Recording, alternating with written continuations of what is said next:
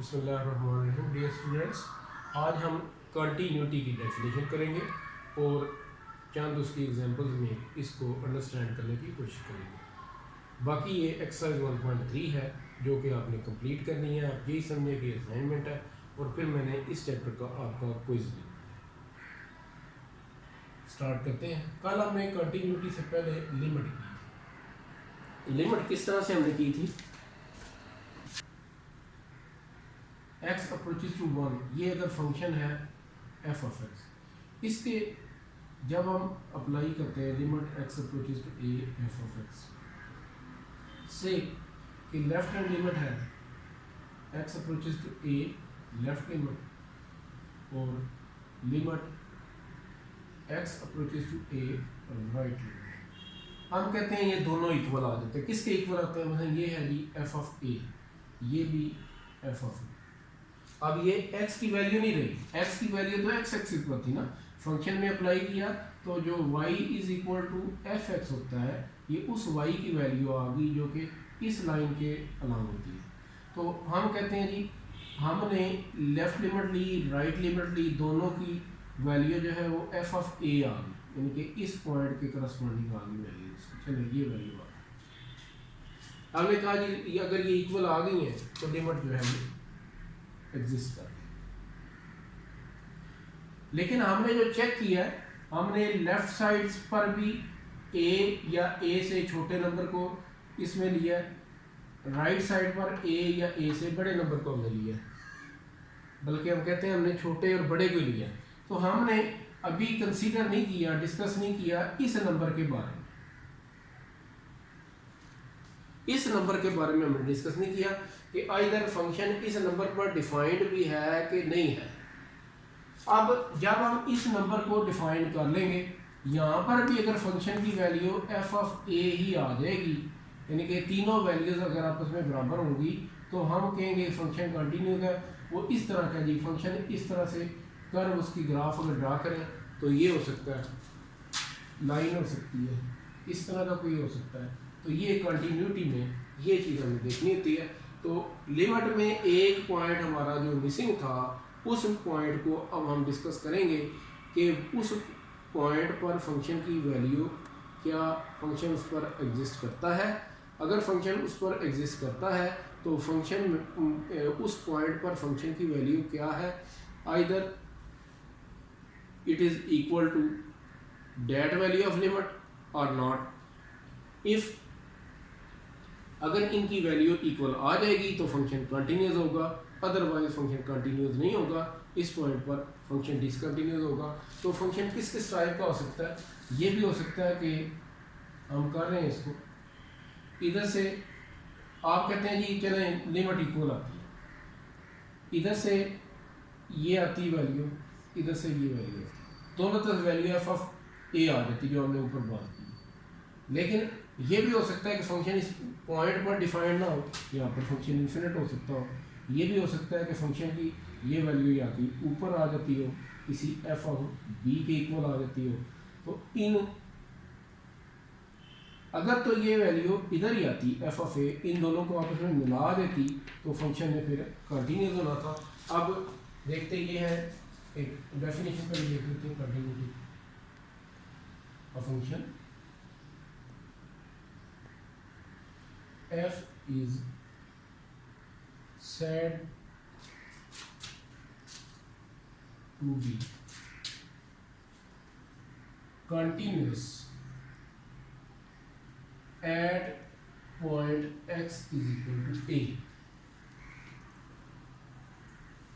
पहले पॉइंट इस डेफिनेशन में नया है, दूसरा पॉइंट वही है कि left hand limit x approaches to a is equal to right hand limit x approaches to a plus limit exist करेगी,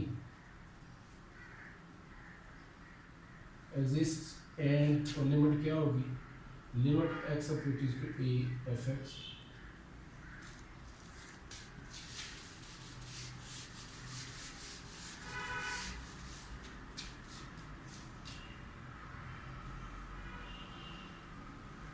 थर्ड पॉइंट में एक और बात हम डिस्कस करेंगे। तो ये वही पॉइंट है जो हम कल कर चुके हैं एग्जिस्टेंस ऑफ लिमिट का। पहले पॉइंट में हमने देखना है कि क्या ए को अगर एक्स के अंदर डायरेक्ट रखें फंक्शन के अंदर इज डिफाइंड, क्या ये डिफाइंड है, इसकी कोई वैल्यू फाइंड की जा सकती है, क्या ये इस पॉइंट पर इन्फिनिटी तो नहीं बन जाता। अगर तो ये इस पॉइंट पर डिफाइंड है at X is equal to A पर, अगर ये फंक्शन डिफाइंड है तो दूसरी बात चेक करेंगे। अगर ये फंक्शन यहाँ पर ही डिफाइंड नहीं है तो हम कह देंगे function is defined, function is not defined, so function is discontinued as X is equal to A. और अगर यहाँ पर फंक्शन डिफाइंड होगा तो हम ये बात चेक करेंगे कि क्या लिमिट एग्जिस्ट करती है, लिमिट क्या होगी, इन दोनों का जो इक्वल आंसर होगा वो इसकी लिमिट होगी। तीसरे पॉइंट में हम ये चेक करेंगे कि क्या पहला पॉइंट और दूसरे पॉइंट का आंसर सेम आया। अगर ये सेम आएगा तो हम कहेंगे therefore F is continuous.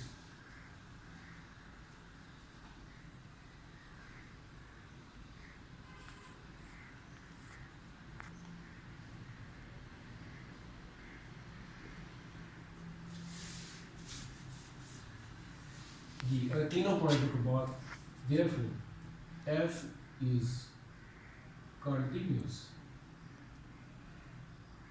Eight point x is, तो ये हम क्या इंटरनेट ये लोग कर चुके हैं सारा। अब ये एक एग्जांपल है, इसको हम देखते हैं। पहला पॉइंट तो आपका function at X is equal to A defined है या नहीं है, तो एक्स की जगह डायरेक्ट 3 रखें, लेफ्ट राइट की बात नहीं है, डायरेक्ट हमने एग्जैक्टली 3 इक्वल पुट करना। इधर आएगा जी 3 माइनस 3 मॉड 0 मॉड 0 ही होता है, तो ये वैल्यू 0 आ जाती है जो कि एक डिफाइंड वैल्यू है। दूसरे पॉइंट पर चलते हैं, limit X approaches to A, X approaches to 3, left limit F of X. देखिए कल एक बात आपको बताई थी कि एक्स माइनस 3, इसका मतलब है कि एक्स, इसको नेगेटिव लेंगे तो ये आएगा 3 minus x if X is less than 3, और ये आएगा, ये गिवन है कि जब 3 लिया तो ये 0 आ गया, 0 if X is equal to 3, और दूसरी वैल्यू आपकी आ गई एक्स प्लस एक्स माइनस 3, आप इसको पॉजिटिव लेंगे, इधर आप पॉजिटिव लेंगे तो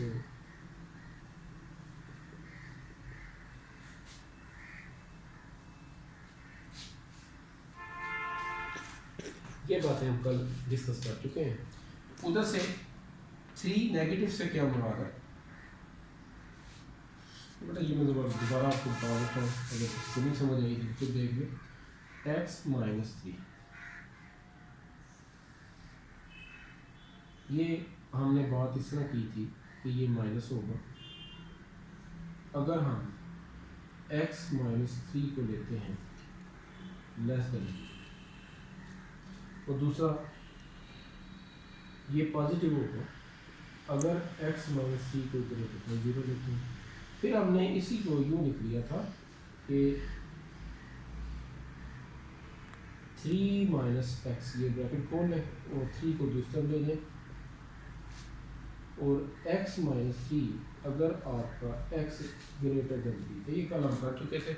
ये 0 वाला बीच में शामिल करना चाहें तो यहाँ पर इक्वल टू 3 करके या 0 भी कर सकते हैं, लेकिन चलें हमें इसी की ज़रूरत है। अब limit X approaches to 3 left limit F X, ये क्या होगा, ये हमें बताएगा फंक्शन हमने कौन सा चूज़ करना है, ये वाला नेगेटिव हमें बताता है फंक्शन कौन सा चूज़ करना है, और लिमिट कौन सी है ये बताता है कि ये लेफ्ट लिमिट और फंक्शन वो चूज़ करें जिसमें वैल्यू एक्स की वैल्यू 3 से नेगेटिव 3 से लेस है, तो ये वैल्यू हम चूज़ करेंगे इस फंक्शन के लिए 3 माइनस एक्स। देखिए जब मैं ये वैल्यू चूज़ कर लूँगा ना, फिर इसके ऊपर ये नेगेटिव लगाने की जरूरत नहीं है, अब ये इतना ही है।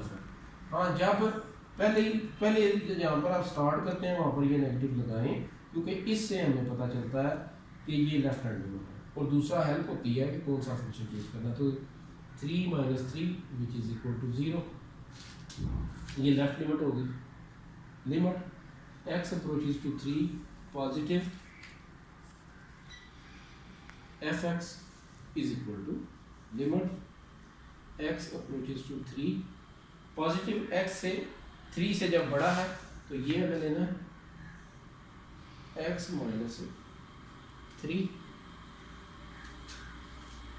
तो इसमें आप लिमिट रख दें अगर ये 3 माइनस 3 0, तो देखें क्या आ जाता है जी, as limit x approaches to 3 left limit is equal to limit x approaches to 3 right limit, both are equal।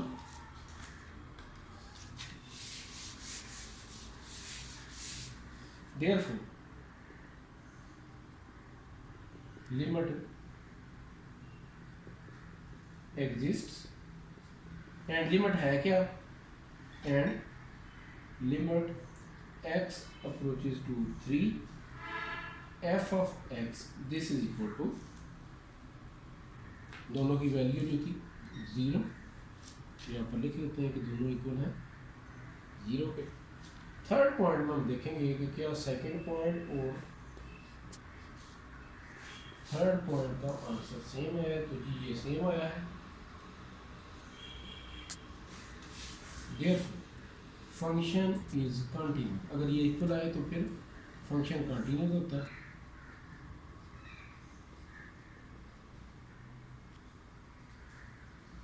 at x is equal to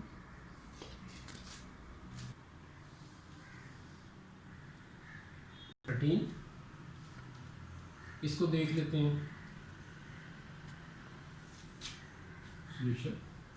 first point at X is equal to A है, तो देखेंगे ये कि क्या function ए पर defined है कि नहीं है। तो it is given value at X is equal to A, function की वैल्यू गिवन है 0 और 0 एक डिफाइंड नंबर है। तो फिर सेकंड पॉइंट पर जाएंगे, चेक करेंगे left hand limit, limit X approaches to A F of X left limit X approaches to A. जी आप देखें X approaches to A left limit का मतलब है कि ए को अप्रोच कर रहा है लेफ्ट साइड से, लेकिन एग्जैक्ट ए नहीं है, ए से कुछ छोटा है, तो ए के इक्वल नहीं है। हमारे पास जो दो इसमें फंक्शंस की कंडीशन की वजह है, जब इक्वल है तो 0 लेना है, जब इक्वल नहीं है तो फिर ये लेना है।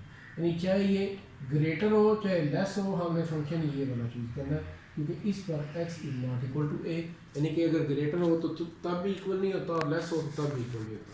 तो लेफ्ट हैंड लिमिट में छोटा है तो इक्वल नहीं है, तो ये फंक्शन लेंगे x minus A sign 1/x minus, और ये बिल्कुल उसी तरह का लिमिट का क्वेश्चन है जैसे हमने x इंटू साइन 1/x किया था।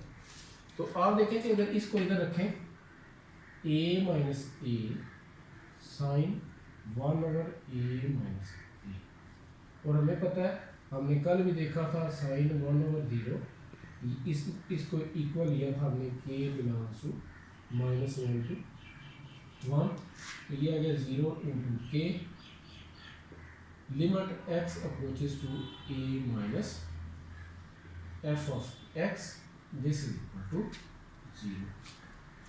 इन स्टेप्स पर देखो हमें राइट लिमिट को करना है, limit x approaches to a positive f of x,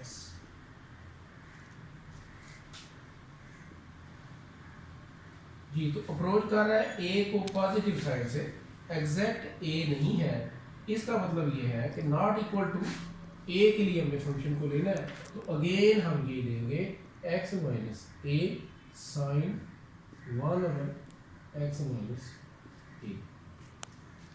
तो जब हम इसमें लिमिट पुट करेंगे तो ये भी उसी तरह से आ जाएगा 0 इंटू साइन 1/0 और sine 1/0 is equal to some k belongs to -1 to 1, so 0 into k is 0 equal आगे as left limit is equal to right limit, both are equal to 0, therefore limit exists, and limit है क्या जी, limit x approaches to a, f of x is equal to 0। Third point में हमने first और second का comparison करना है, तो आप देखें कि f ऑफ a की वैल्यू भी 0 थी और लिमिट ली तब भी 0।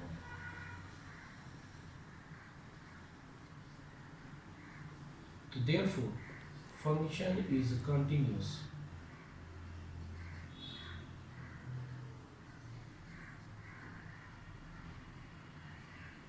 at x is equal to a। Exercise 1.1 का क्वेश्चन 23 में आपको बताऊंगा किस तरीके से, मैंने ये शेयर भी किया हुआ है आपके साथ, लेकिन हम इसको एक्सप्लेन कर लेते हैं। आप देखें कि अगर x मॉड है तो इसको बाई डेफिनेशन हम लिख सकते हैं minus x if x is less than 0 और plus x if x is greater than 0। इसी तरह x माइनस 1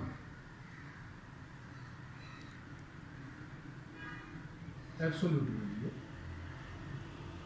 इसको हम लिख सकते हैं minus x minus 1 if x minus 1 is less than 0 और plus x minus 1 if x minus 1 is greater than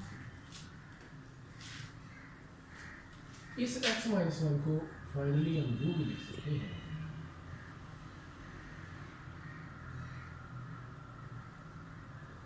1 minus x if x is less than 1 or x minus 1 if x is greater than 1।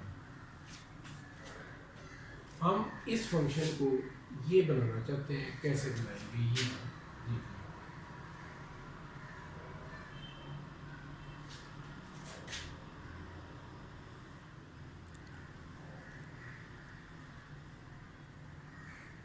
हमने function को discuss करना है 0 और 1 के दरमियान। आप ये देखो कि अगर हम कहते हैं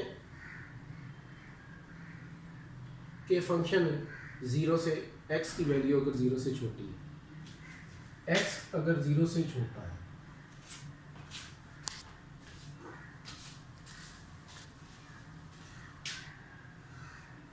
if x is less than 0, तो उस सूरत में मॉड x क्या होगा, माइनस एक्स के इक्वल होगा।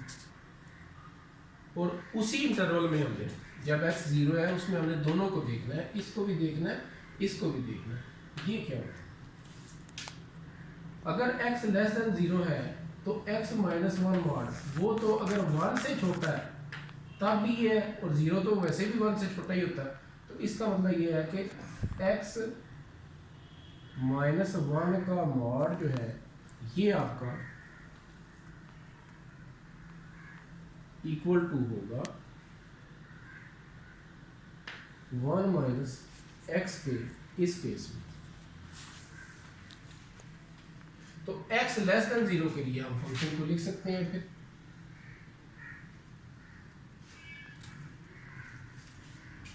इसकी वैल्यू माइनस एक्स और इसकी value 1 minus x if x is less than 0। अब दूसरा केस देख लेते हैं कि 0 और 1 के दरमियान x is greater than 0 less then 1। इस सूरत में आप देखें कि अगर x ग्रेटर देन 0 है तो absolute value of x positive x होगी, और x माइनस 1 की वैल्यू अगर x 1 से लेस देन है वो 1 माइनस एक्स होगी।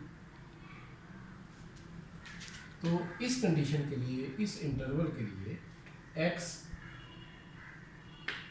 Greater than equal to 0 less than equal to 1 इसके लिए हमें इसकी वैल्यू क्या लेनी है, ये जो बन गया है x आगे प्लस और इसकी वैल्यू हमें 1 माइनस एक्स लेनी है। अब आ जाते हैं थर्ड केस पर कि अगर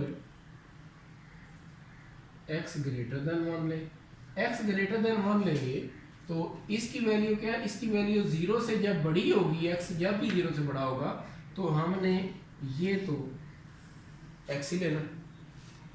जबकि अगर x 1 से बड़ा है तो दूसरा फंक्शन जो है x माइनस 1 ये हमने लेना है